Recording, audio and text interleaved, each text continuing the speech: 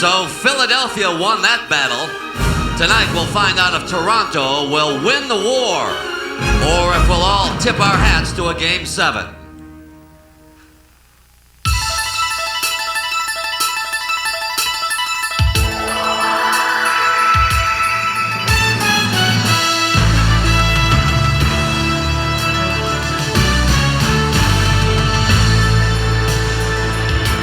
Welcome back inside Skydome in Toronto, Ontario, Canada, where the fans are in a mood to celebrate. The parade is already being planned for tomorrow as the Blue Jays and their fans are eager to keep the trophy north of the border. The only reason we have returned to Canada is that the Phillies refused to fold. That group there came back strong in Game 5. Surely you've heard the old saying about playing them one game at a time. Well, tonight, folks, this is that one game. So pull up a chair and join us. Get out your peanuts and Cracker Jack. No rain tonight. This is Canada Drive.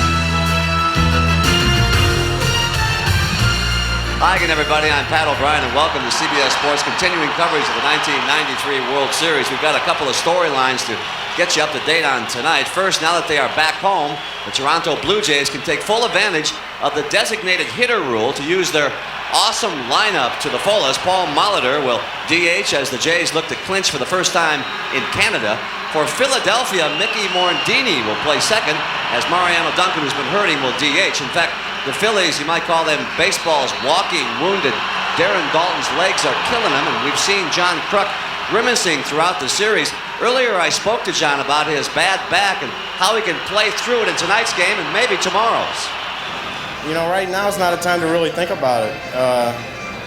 You know, it hurts, it's stiff, it spasms up, but, you know, life goes on. I mean, I'm sure there's people in this world with more pain than I got right now. It's not affecting your play, do you think? I mean, is it something you think about or no? No. You know me, I don't think too much, so I don't really worry about nothing. I mean, it's not affecting the way I play. I mean, I have no range, I have no speed, so it's not hurting that. On the other side of the field, I spoke with Joe Carter of the Blue Jays about the pressure of getting it done tonight and avoiding a Game 7 showdown. I plan on watching some football tomorrow. Have a parade and watching some football. We come home to now some great weather now. We got the home crowd in front of us. It'd be great to win this World Series right in front of the hometown folks. Well, we hope he watches the NFL today if he does that. Before each World Series game here, we've commented about the remarkable streaks of the hockey teams in Toronto. The Maple Leafs are going for a league record 9th straight victory to begin the season. As it turns out, the Philadelphia Flyers are doing quite well. They are 6-1, and on this Saturday night, it's baseball night in Canada. When we come back, Sean McDonough and Tim McCarver will have the call for Game 6 right after a message from your very own local station. Enjoy the game, everybody. Paul Molitor has been a hitting machine in this series. His 12th hit. He is now 12 for 23 in the series, and Ricky Henderson has to stop at second because the ball is hit so hard.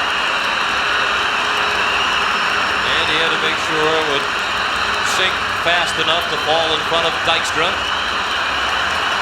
So the tying run is at second. The run that would win the World Series is at first, and Joe Carter is the batter. He's 0 for 3 tonight, 0 for 4 lifetime against Williams. Joe drove in a run in the first with a sacrifice fly tonight. I'm sure Ricky Henderson at second base is thinking about Game 2, 8th inning, with the Blue Jays trailing by 2. Mitch Williams with that trick move and nailing Alomar at third. Morandini playing very close to the bag, trying to keep Henderson close to second. Williams has fallen behind Carter 2-0.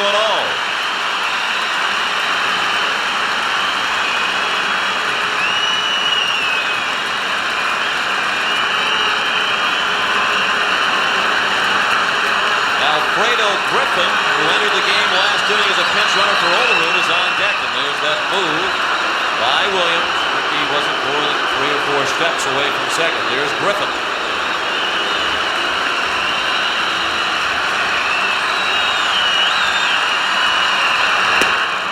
And there's a strike. 2-1 on Carter.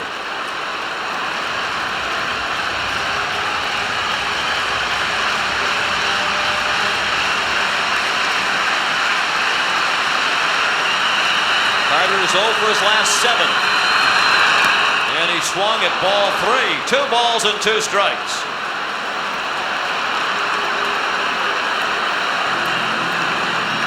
That was a flat-footed strike.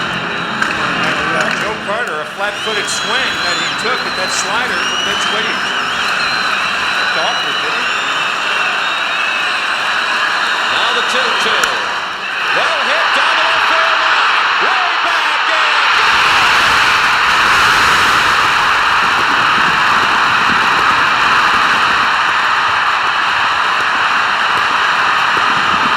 Joe Carter with a 3-run homer. The winners and still world champions, the Toronto Blue Jays.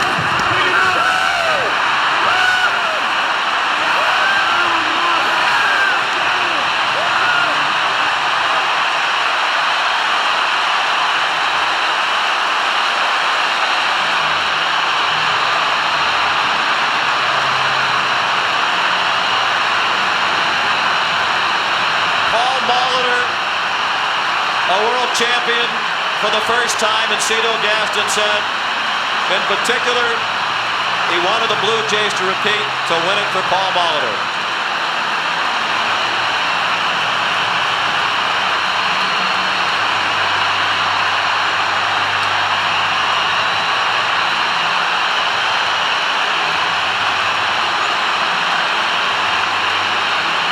And obviously, Gaston was speaking for the rest of the Blue Jays as well.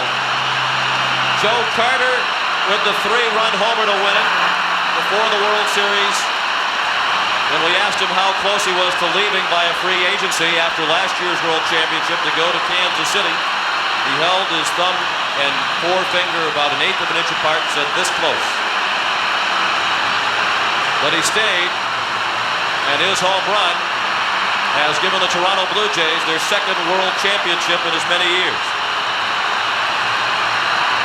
It's only the 2nd time ever that a World Series has ended on a home run. The other, the memorable home run by Bill Mazeroski of the Pirates in 1960.